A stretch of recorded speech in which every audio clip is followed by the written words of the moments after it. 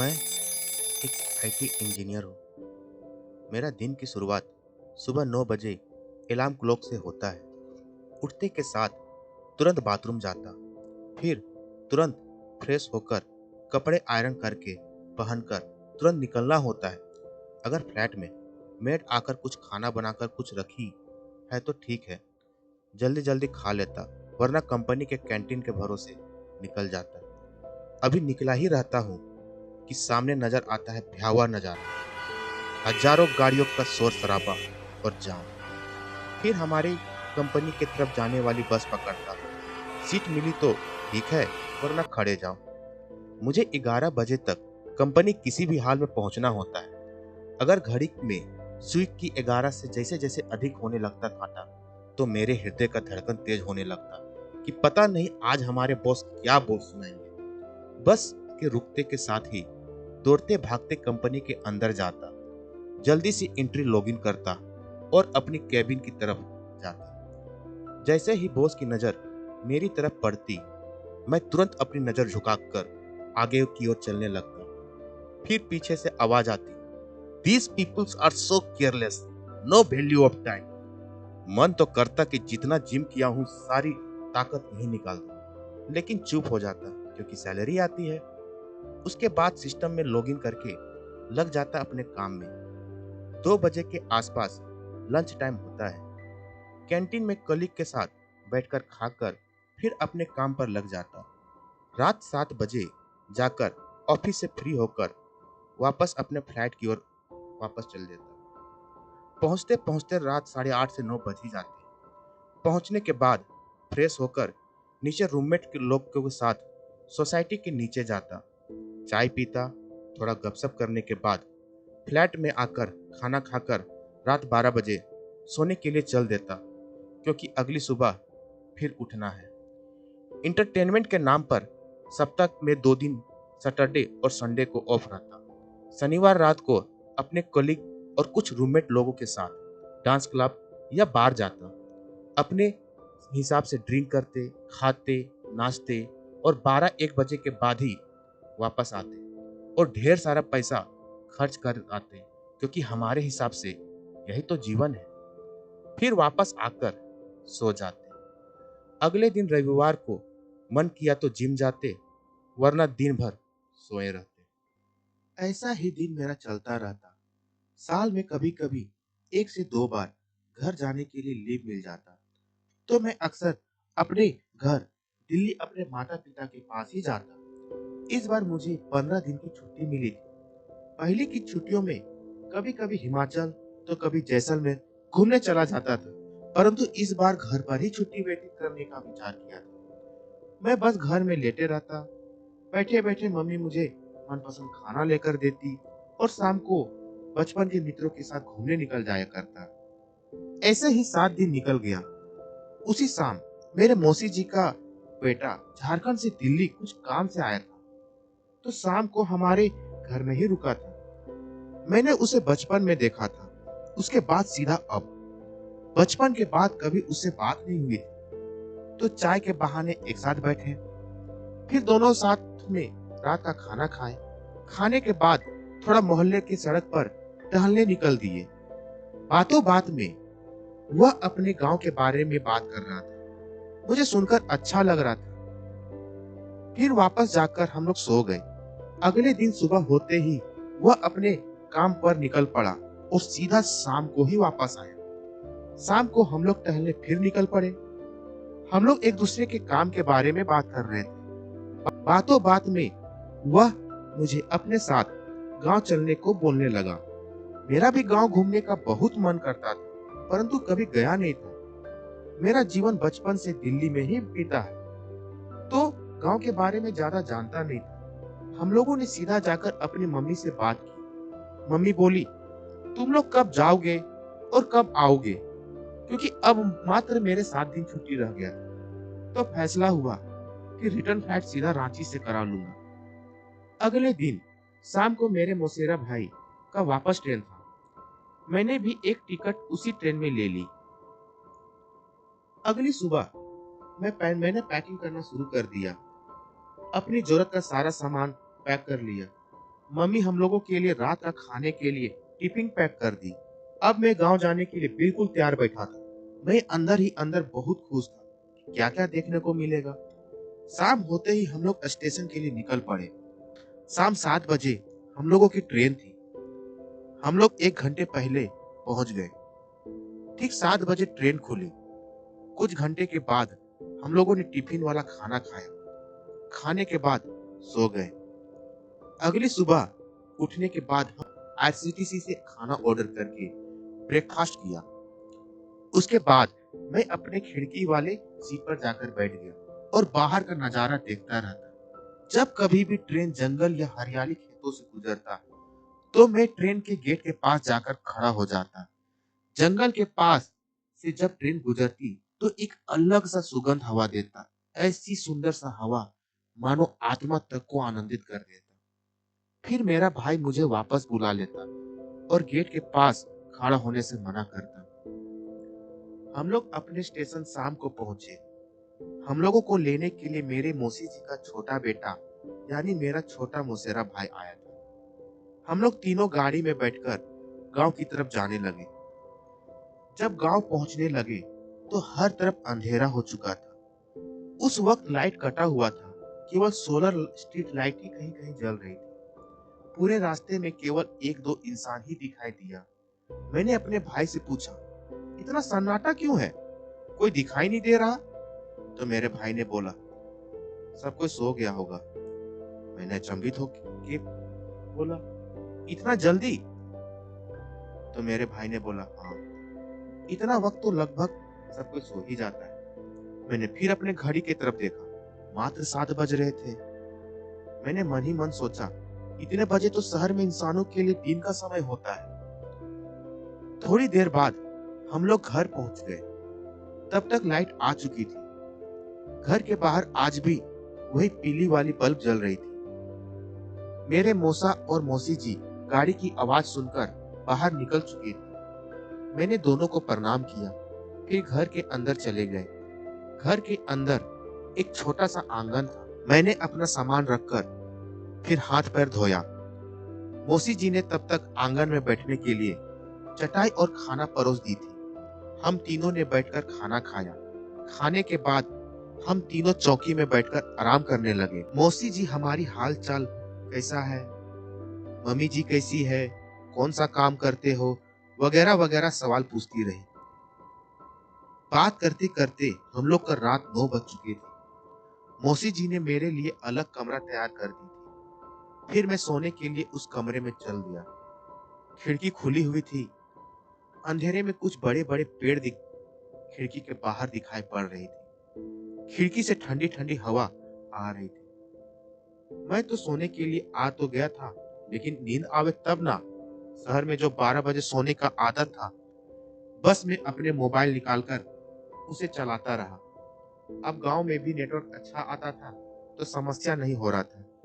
दिन भर का थका हुआ था तो कब नींद लग गया पता भी नहीं चला।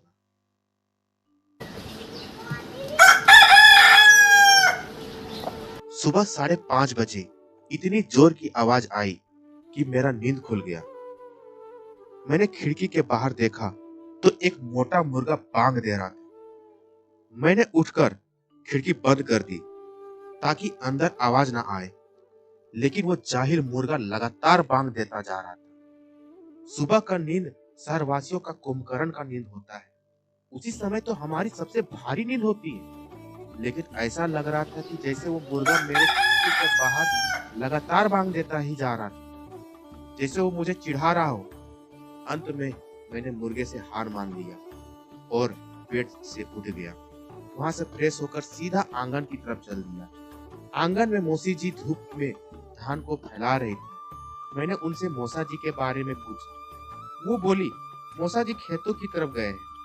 मौसी जी ने मुझे ब्रश करने को कहा। मैं अपने कमरे से अपने बैग से ब्रश निकालने के लिए गया।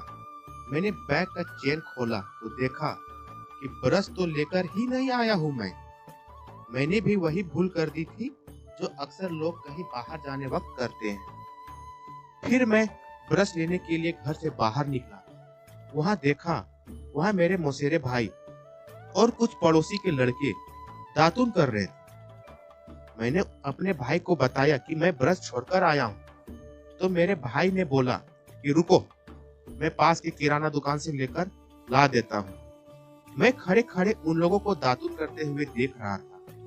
मुझे उन लोगों को दातुन करते हुए देखकर अच्छा लग रहा था। तो मैंने भी बोला कि मुझे भी एक दातुन चाहिए, मैं भी करूंगा। मेरे भाई ने मना कर दिया कि तुम नहीं कर सकते हो, तुम्हें आदत नहीं है करने की। मुझे लगा कि ये मेरी इंसल्ट कर रहा है। तो मैंने बोला कि आप लोग सब कर सकते तो मैं क्यों नहीं कर सकता हूँ, मुझे भी चाहिए। मेरी जीत देखकर पड़ोसी के लड़के ने दौड़कर पास वाली नीम की पेड़ से एक छोटी टहनी तोड़कर एक दातुन बनाकर मुझे दे दी। मैंने मंगवा तो लिया था, लेकिन जो ही उसे मुंह में डालकर चबाया और जैसे ही उसका रस अंदर जीभ में पड़ा, मैं तुरंत थूक थूक करने लगा और सारा चबाया हुआ बाहर निकाल दिया। मेरी हरकत देखकर सब कोई हंसने लगे। मुझे यह देखकर शर्म आने लगी। अब बात इज्जत पे आ गई थी, उसे बचानी थी। तो एक बार फिर दातुन को मुंह में डालकर जैसे तैसे कर ही लिया। करने के बाद ऐसा कुछ वक्त तक लगा जैसे मुंह में कोई स्वाद ही नहीं रह गया हो। फिर मेरे भाई लोग ने बोला कि वो नहाने के लिए नदी जा रहे हैं, तुम्हारा मन है तो तुम भी चल सकते हो, नहीं तो घर में भी नहा सकते हो। तो मैंने बोला कि मैं भी जाऊंगा, आया हूं तो सब कुछ करके ही जाऊंगा। फिर मैं भी अपने कपड़े लेकर चल दिया नदी की ओर। वहां ठंडी ठंडी हवा चल रही थी। मैंने जो ही पैर नदी के पानी में डाला और मुझे अचानक ठंडा सा महसूस हुआ। अब मन ही मन सोचने लगा कि मैं इसमें डूबूं कैसे, लेकिन दूसरों को देखकर मैं भी पानी में डूबकर निकल गया। हम लोगों ने काफी देर नहाया था, एक दूसरे पर पानी उछाला। ऐसा लग रहा था फ्रेश मानो सालों के बाद नहाया। नहाकर हम लोग घर पहुंचे। मौसी जी ने हम लोगों के लिए लकड़ी के चूल्हे में चावल की रोटी बना रही थी। हम लोग तीनों बैठकर खाना खाए। पहले मैंने सुना था कि लकड़ी के चूल्हे में बना खाना स्वादिष्ट होता है। वो फर्क मुझे साफ साफ एहसास हो रहा था। खाना वाकई में स्वादिष्ट था। खाने के बाद मेरा बड़ा मौसेरा भाई खेतों में जाने के लिए तैयार होने लगा। वो मुझे बोला कि तुम घर में आराम करो, मैं शाम तक आता हूँ। तो मैंने बोला मैं भी जाऊंगा, मैं क्या करूंगा अकेले। मेरे बोलने पर वह मुझे भी साथ में ले गया। जब मैं वहां पहुंचा तो वहां धान की कटाई चल रही थी। मौसा जी भी धान काट रहे थे। मेरा भाई भी पहुंचकर धान काटने में लग गया। मैं खड़ा खड़ा होकर उन लोगों को देखता रहा। थोड़ी देर बाद मैं भी अपने भाई के एक हंसुआ मांगा कि मुझे भी चाहिए, मैं भी करूंगा। लेकिन भाई ने साफ साफ मना कर दिया कि तुम हमारे मेहमान हो और मेहमान से काम नहीं करवाना चाहिए। लेकिन मेरी जिद देखकर वो मुझे भी एक थमा ही दिया। मैं भी उन लोगों की तरह झुककर धान काटना खुशी खुशी शुरू कर दिया। अभी 20 मिनट ही हुए थे और मैंने जैसे ही खड़ा होने की कोशिश किया, ऐसा लगा मानो मेरी कमर अकड़ गई हो। किसी तरह कमर में हाथ रखकर धीरे धीरे खड़ा हुआ। ये देखकर सभी लोग हंसने लगे। मेरा भाई मुस्कुराते हुए बोला, और करना है? मैंने धीरे स्वर में बोला, नहीं, हो गया बस। तो भाई ने बोला, जाओ आराम से पेड़ के पास बैठ जाओ। मैं पेड़ के पास जाकर बैठ गया और उन लोगों को धान काटते हुए देखता रहा। मेरे छोटे भाई ने दोपहर का खाना घर से लेकर यहीं आ गया था, तो हम लोगों ने सभी बैठकर वहीं खाना खाए। शाम होने के बाद सभी लोग घर पहुंचे। घर पहुंचकर हाथ पैर धोकर सभी कोई आंगन की चटाई में बैठकर आज दिन भर में क्या क्या हुआ वो हंसी मजाक हो रहा था। मौसी जी भी सुनकर खूब हंस रही थी। शाम 7 बजे मौसी जी ने हम लोगों के लिए खाना परोसा। मुझे तो इतनी जल्दी खाने की आदत नहीं थी, परंतु सब खा रहे थे तो मैं भी सबके साथ खा लिया। खाने के बाद सभी के सोने के लिए चल दिए। आज पहली बार 9 बजते बजते मैं भी सो गया।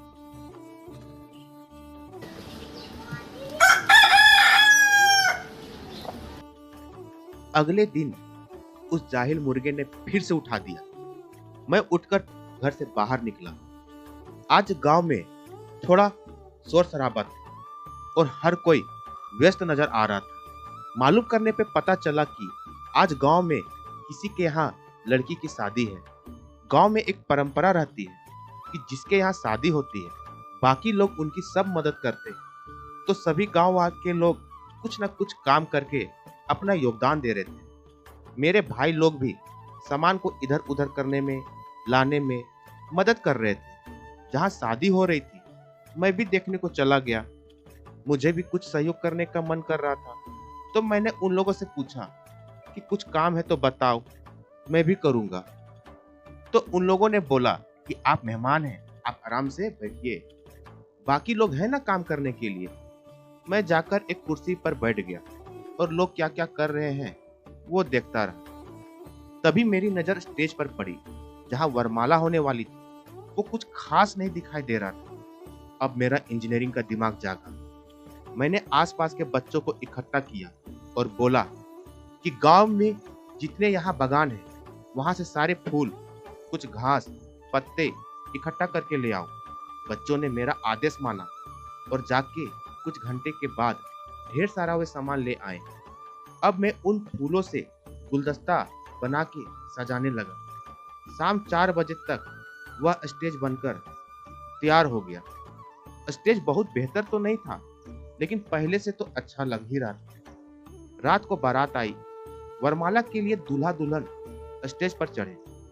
लोगों ने आपस में बात कर रहे थे कि टेंट वाले ने बहुत अच्छा स्टेज बनाया है। तो मेरे बड़े भाई ने आगे जाकर सबसे कहा कि स्टेज टेंट वाले ने नहीं, मेरे भाई ने सजाया है। तब अचानक सब मेरी ओर मुड़कर मेरी तारीफ करने लगे। पहली बार मुझ इंजीनियर को तारीफ देकर, इतना इज्जत देकर मेरे तो आंसू निकल पड़े।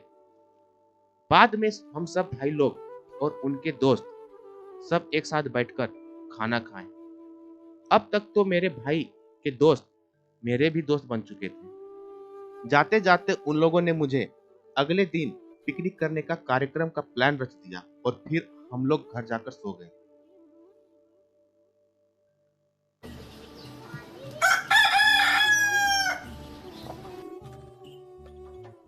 आज तो मुर्गे के बांग देते के साथ मैं भी उठ गई। मैंने अपना दैनिक कार्यक्रम करने के बाद घर से बाहर निकला तो मैंने देखा कि मेरे भाई और उनके दोस्त एक मंडली बनाकर बैठे हुए हैं। मैं भी पास गया बात सुनने को कि क्या बातें हो रही।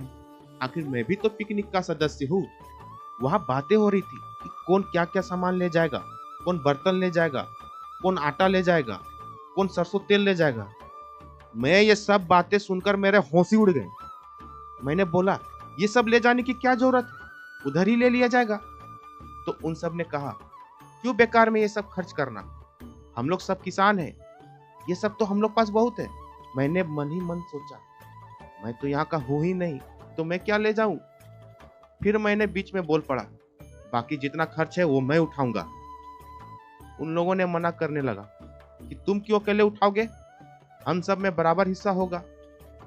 मैंने भी बोल दिया, अगर शर्त मंजूर है तो ठीक है, नहीं तो नहीं जाऊंगा। मेरी जिद देखकर आखिरकार उन लोगों ने हाँ कह ही दिया।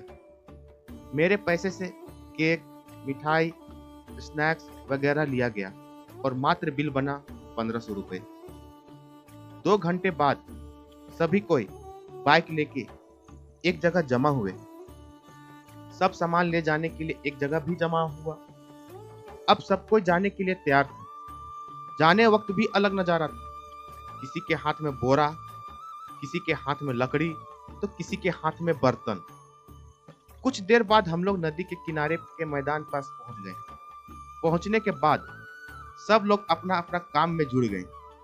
कोई आटा लेकर बैठ गया, कोई चूल्हा जलाने के लिए लकड़ी ठीक कर रहा था, तो कोई बर्तन नदी में लेके के पास जाकर धोने के लिए ले गया। मैं खड़ा खड़ा ये सब देख रहा था। मैंने भी उन लोगों से कहा कि मुझे भी कुछ काम दो। तो उन लोगों ने कहा कि आप लकड़ी को तोड़ो। मैं लकड़ी के पास जाकर उसको तोड़ने की कोशिश करने लगा।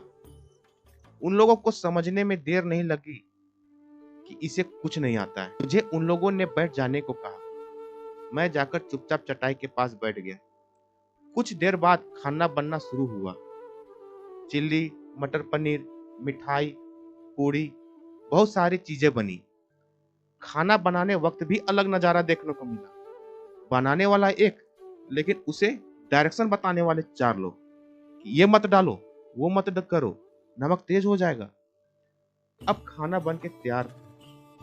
सब खाने के लिए बैठ गए। खाते खाते वक्त बहुत एक दूसरे का मजाक हो रही थी। वे लोग मेरे बारे में पूछ रहे थे कि क्या करते हो। तभी एक लड़के ने बोला, आपका ही जीवन अच्छा है, शहर में खूब मौज करते होंगे। मैंने मन ही मन सोचा, अरे जीवन तो तुम लोग जी रहे हो, हम कहाँ पर है, कैसे बताएं। अब सबका खाना हो चुका था। खाने के बाद फिर एक बार बहस शुरू हो गई। बर्तन धोए कौन, क्योंकि सारे बर्तन काले हो चुके थे। अंत में फिर तय हुआ कि थोड़ा थोड़ा हर कोई करेगा। तो वही हुआ, सबने थोड़ा थोड़ा धोया। अब शाम हो चुकी थी। अब सब घर की तरफ निकल पड़े। रात होते होते हम लोग सब घर पहुंच गए।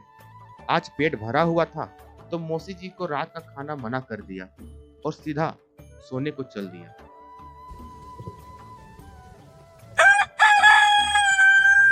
आज मैं उस मुर्गे से पहले उठ गया। उठकर फ्रेश होने के बाद गली की तरफ निकल दिया। मैं अकेले बाहर घूम रहा था। तभी बड़े भैया खेतों की तरफ जा रहे थे। मुझे अकेले मन नहीं लग रहा था, तो मैं भी उनके साथ चल दिया। मैं वहां जाकर पेड़ के नीचे बैठ गया और लोगों को धान काटते हुए देख रहा था। तभी कुछ देर बाद पड़ोस का लड़का साइकिल लेके मेरे पास आकर रुका और पूछा, भैया आपको क्रिकेट खेलने आता है? मैंने तुरंत बोला, हाँ क्यों, क्या हुआ? उसने बोला, बगल वाले गांव से मैच है और हम लोग की टीम का एक प्लेयर कम पड़ रहा है, आप चलिएगा?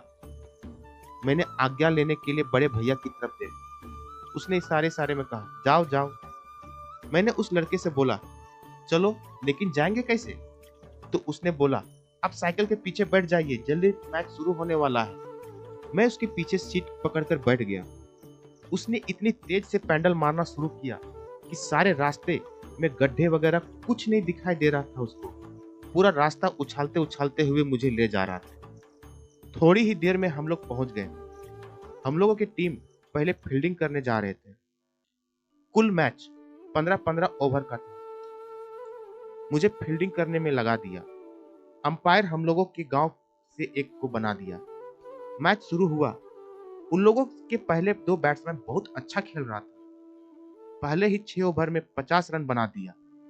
फिर हमारी गेंदबाजी ठीक करने लगी, तो 10 ओवर में 4 विकेट के नुकसान पर 90 रन बन चुके थे। फिर मुझे बॉलिंग मिली। मैंने 2 ओवर किया।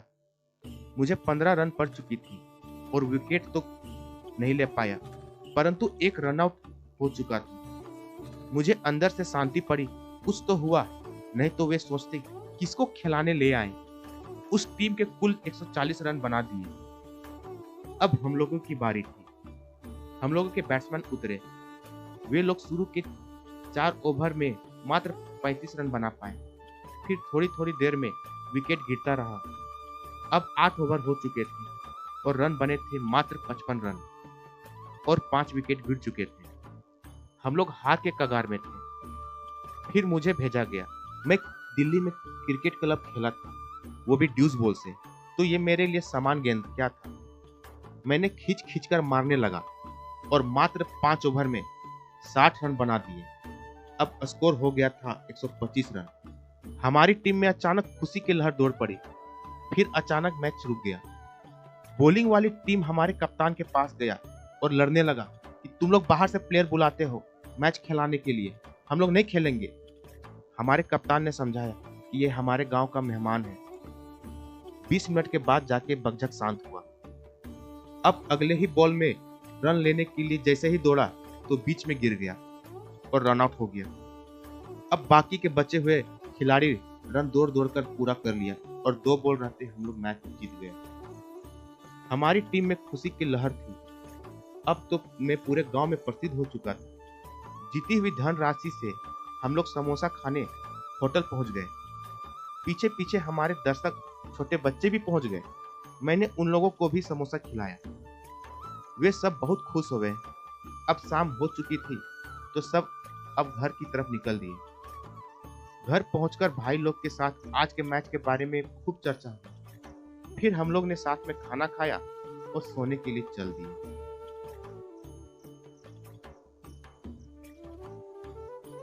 मैं चैन से सो रहा था, तभी अचानक मेरी नींद 4 बजे खुल गई। मुझे याद आया कि आज तो मेरा रिटर्न फ्लाइट है बेंगलोर का। मैं तो बिल्कुल भूल ही गया था।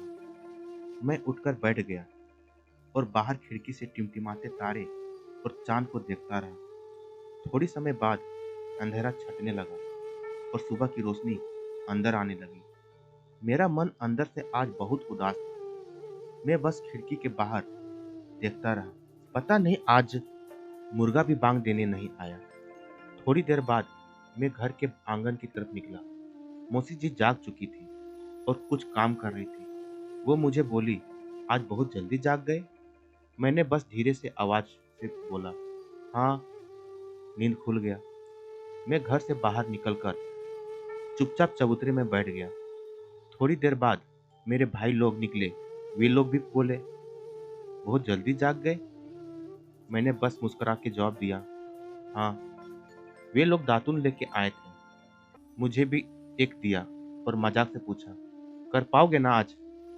मैंने फिर से मुस्कुरा के हाँ में जवाब दिया। हम लोग अभी दातुन कर ही रहे थे, तभी बड़े भाई ने पूछा, आज तो तुम्हारा फ्लाइट है ना? मैंने हाँ में जवाब दिया। तो उन्होंने बोला कि यहाँ से जल्दी निकलना पड़ेगा। यहाँ से रांची जाने में 4 घंटे लगता है, तो तुम्हें 10 बजे निकल जाना पड़ेगा। तब जाके तुम सही समय में एयरपोर्ट में चेक इन कर पाओगे। मैं घर के अंदर जाकर सामान पैक करने लगा। मौसी जी मेरे लिए ले जाने के लिए खाना बनाने में लग गई। मैं नहा धोकर फ्रेश होकर आंगन में निकला। अब तक 8:30 बज चुके थे। हम तीनों भाई साथ मिलकर नाश्ता किए। खाने के बाद जाने के लिए तैयार हुआ और ठीक 9:30 बजे घर से बाहर निकला। मैंने मौसा और मौसी जी को प्रणाम किया। मौसी जी ने मुझे बोला, फिर कभी छुट्टी मिले तो आ जाया करो। मैंने नम आंखों से उनके तरफ देखा और हाँ जरूर बोला। मुझे बस स्टैंड छोड़ने के लिए भाई और पड़ोस के लड़के साथ में आए। वे लोग भी बोल रहे थे, फिर आइएगा, अच्छा लगा आपसे आप रहे तो। थोड़ी देर बाद मेरी बस आ गई। मैंने खिड़की से सबको हाथ हिलाकर बाय कहा। अब बस चल पड़ी। मैं खिड़की के बाहर देखता रहा। मुझे अंदर से आज ऐसा लग रहा था जो आज से पहले कभी एहसास नहीं हुआ था। 2 बजे तक मैं रांची पहुंच गया। एयरपोर्ट तक पहुंचते पहुंचते 3 बज गए। मैं चेक इन करके लॉन्ज में शांत से बैठ रहा था। 5 बजे ठीक हमारी प्लेन टेक ऑफ की। बेंगलुरु पहुंचते पहुंचते 8 बज ही गए थे। रात 9:30 बजे तक हम अपने फ्लाइट पहुंच गए। आज दिन भर थका हुआ था तो मौसी जी का दिया हुआ खाना खाकर सो गया। सुबह 7 बजे तक मेरी नींद खुल गई। मैं नहा धोकर नाश्ता करके सीधा ऑफिस के लिए निकल दिया। 9 बजे तक मैं ऑफिस पहुंच भी गया। शायद मैं आज सबसे पहले पहुंच गया। मैं चुपचाप जाकर अपने सिस्टम के पास बैठ गया। थोड़ी देर बाद मेरे बॉस भी पहुंच गए। वो मुझे देखकर खुद हैरान हो गए। सोच रहे होंगे, इतनी जल्दी आज ये कैसे पहुंच गया? आज मेरे मन में बहुत सारे सवाल उठ रहे थे। जो खुशी हम पाने के लिए हम इधर उधर भागते रहते हैं, क्या वाकई में हमें मिलता है? हम यहाँ दिखावट करके सोचते हैं कि हमारा जीवन सबसे अच्छा खुशहाली है, लेकिन जो वास्तविक खुशी है वो कहीं और ही है। हम लाखों खर्चा करते हैं ताकि हम यहाँ मौज मस्ती कर सकें, लेकिन जो वास्तविक आनंद है वो जीवन में कहीं और ही है।